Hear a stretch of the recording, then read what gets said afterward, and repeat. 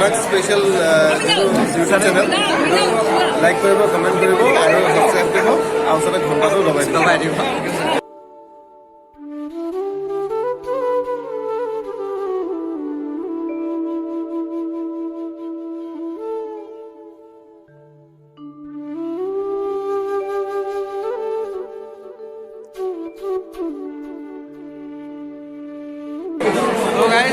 কলেজত আহিছিলোঁ বিজেক্টাৰ চিনেমাখনৰ প্ৰমোচনৰ কাৰণে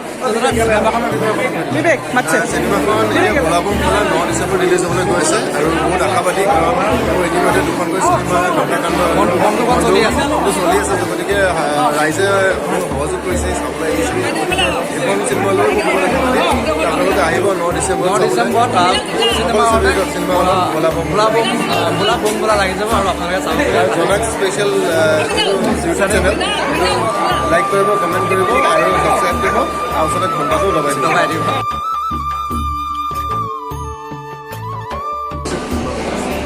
আৰু এতিয়া মানে কি আমি জাৰ্চি কিনি আৰু ফুটবলৰ জাৰ্চি কিনি পচন্দ কৰি গৈছোঁ কাৰণ আমি ফুটবলৰ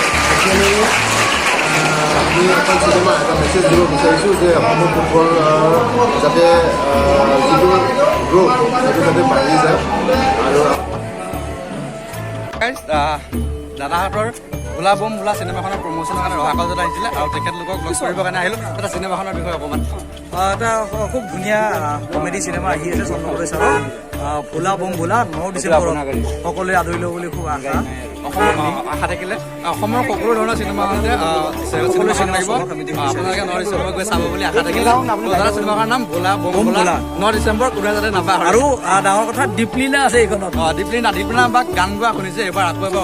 অভিনয় দেখিব মিছন চাইনাৰ পিছত এবাৰ ভোলা বম ভোলাত দেখিব ত' 9 ডিচেম্বৰত চাব বুলি আশা থাকিলে একদম